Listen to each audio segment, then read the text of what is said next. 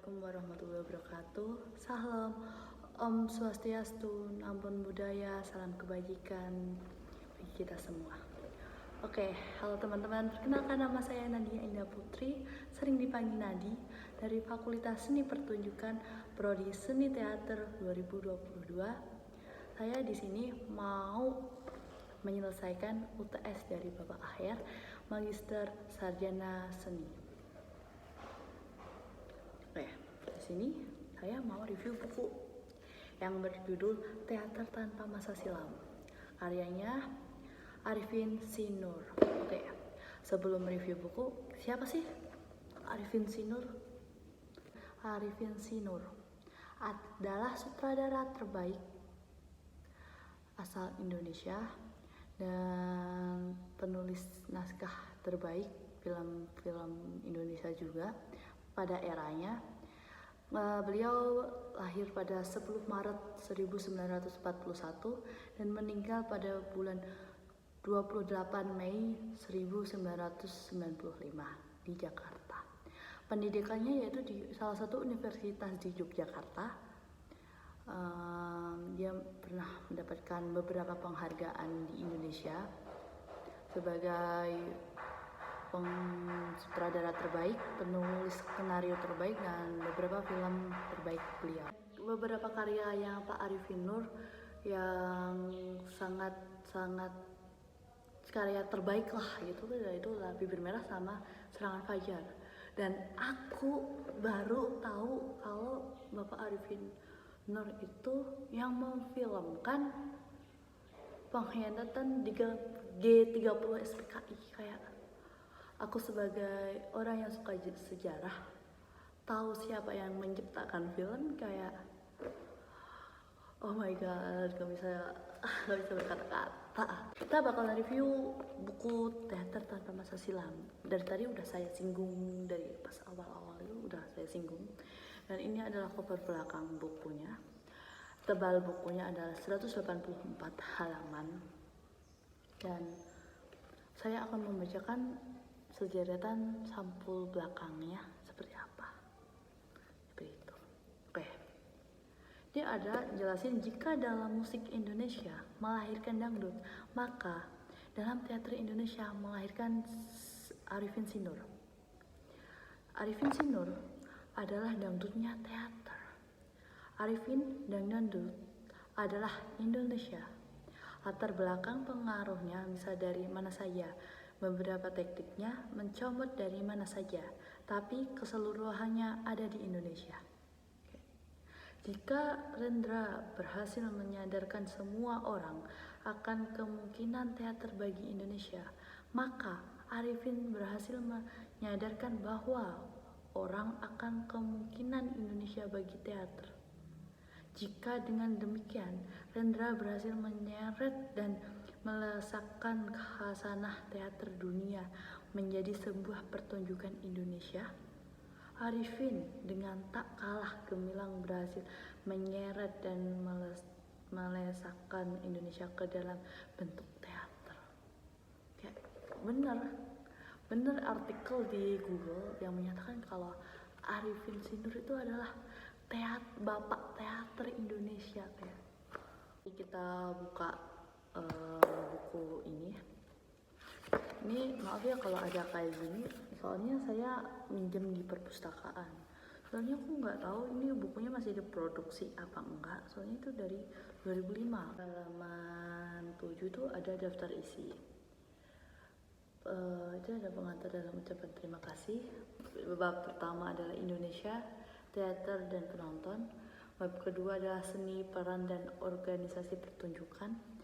Bab 3 itu film Indonesia, film siapa, potret siapa. Bab keempat adalah skandal seni modern di Indonesia. Bab kelima, aku, alam, dan karya. Bab keenam, aku dan penonton. Oke.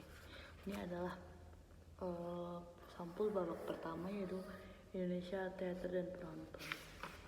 Oke, secara diam-diam, manusia mengadakan hubungan mesra satu sama lain melalui kesenian. Sementara politik dan ekonomi secara kasar menciptakan jurang-jurang pertentangan. Itulah keajaiban seni dari abad ke abad. Pada tahun 50-an sampai 60-an di Indonesia, khususnya di Jakarta, Bandung, dan Yogyakarta, orang-orang sering mementaskan kesenian barat, lakon-lakon asing daripada lakon dari pengarang Indonesia sendiri. Selain bahwa lakon yang ditulis dalam bahasa Indonesia masih sedikit pada era itu, sejak tahun 70-an, orang-orang baik dari sutradara maupun penonton mulai percaya pada lakon-lakon yang ditulis pengarang-pengarang di Indonesia. Selain mutunya semakin baik, semakin banyak juga ragamnya. Jadi dari abad ke abad tuh bahasa tentang itu diperbaiki. Kenapa dulu ada dua macam bentuk yang digunakan orang Indonesia dalam mementaskan lakon asing gitu. Pertama, dalam bentuk terjemahan, yaitu sepenuhnya dipentaskan dalam secara set dan kostum.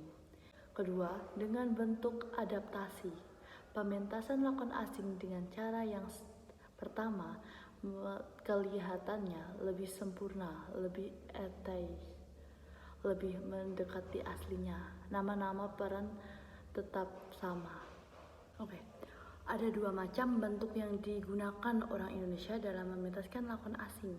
Pertama dalam bentuk terjemahan, yaitu sepenuhnya dipentaskan dalam secara set dan kostum asing.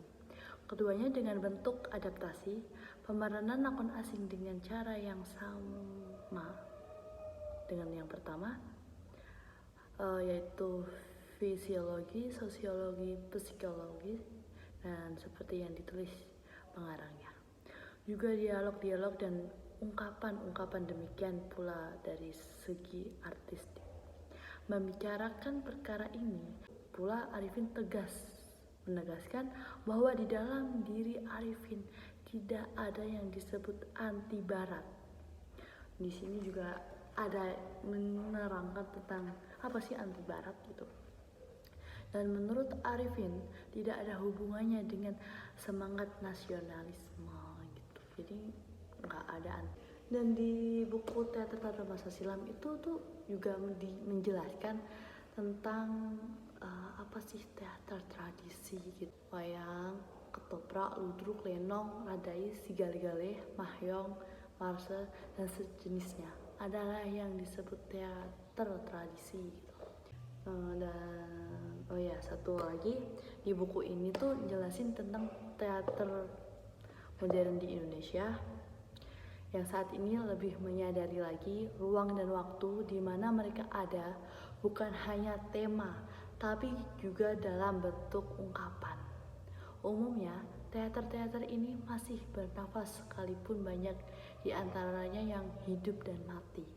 Dari dahulu sampai sekarang, yang berhasil mendekati teater Indonesia adalah masyarakat, penonton umum yang bebas dari referensi. Arifin Sinur lebih mempercayai bahwa sukses di seni hampir selalu diikuti oleh suksesnya yang lain. Dan suksesnya yang lain juga belum tentu disebabkan oleh suksesnya seni. Dan banyak pertanyaan-pertanyaan yang muncul, bahkan sampai kecaman-kecaman pedas atas karya seni di Indonesia. Kita sampingkan lagi problemnya yang tadi. Ini ada pertanyaan dari beberapa para seniman dan si Arifin Nur gitu, tentang Indonesia gitu. Siapa yang mengelola manusia di Indonesia? Siapa yang mengelola masa depan di Indonesia? Yang jadi panutan manusia Indonesia sejak lahir sampai mati itu siapa gitu? Ini tuh dijelasin adalah siapa? Kamu tahu siapa? Adalah televisi atau tontonan yang lain dan siaran yang lain gitu. Ini juga dilakukan melalui studi atas persoalan ini, barangkali hasilnya yang tidak pernah disiarkan. Jadi ini tuh banyak banget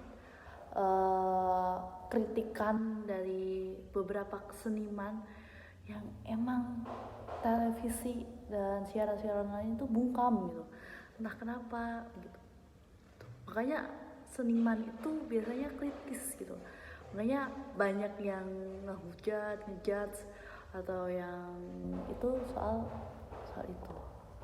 Oh ya, ini ada pertunjukan yang ditulis di dalam teater masa silam itu yang temuan ing Pangkon sama yang pertemuan di Pangkuan oleh grup Sangka pimpinan Haji Abdul Aziz telah berlangsung di halaman Betapa Budaya di Jakarta pada Senin malam 27 September 1986 dengan penonton yang beragam dari pejabat tinggi, seniman, cendekiawan, budayawan, sarjana masyarakat sampai anak-anak. Karena itu, respon yang diberikan pada pementasan teater yang sangat bersejarah itu berbeda-beda. Begitu pula dengan ketawa mereka, bahasa yang kemungkinan mudah untuk dicerna dari beberapa golongan juga. Gitu. Arifin Sinur itu mengajak semua dari golongan itu selalu aktif. Bila ingin mencapai satu pencapaian gitu, pencapaian atau tujuan gitu, ketika kita aktif, kita mau, kita ingin gitu, itu akan lebih dipermudah ketimbang kita cuman bermenyek-menyek atau cuman omong doang gitu, kayak tong kosong gitu lah. Dan si Arifin Nur itu bukan dari orang-orang yang pandai gitu, tapi yang aktif, kreatif, dan kritis, terus mau mencoba hal baru, dan seperti itulah si sosok Arifin Sinur. Tahun 2005, ya pokoknya tahun itulah, ada peristiwa kesenian yang cukup penting, begitu pentingnya sehingga dapat dijajarkan dengan peristiwa pencapaian tertinggi prestasi suatu bidang olahraga di negeri ini. Wow, banyak orang yang tahu, bahkan juga banyak pengamat teater yang luput mencatat peristiwa akting. Padahal di negeri ini hanya sedikit karya-karya seni akting yang prima dari begitu banyak lakon dipentaskan dan dipertontonkan. Perhatian terhadap seni akting di negeri ini memang kurang mengembirakan. Catatan-catatan dan studi serta telah mengenai perkembangannya boleh dikatakan langka. Seni akting sebagai bahan tak tekah, baik dari segi lainnya.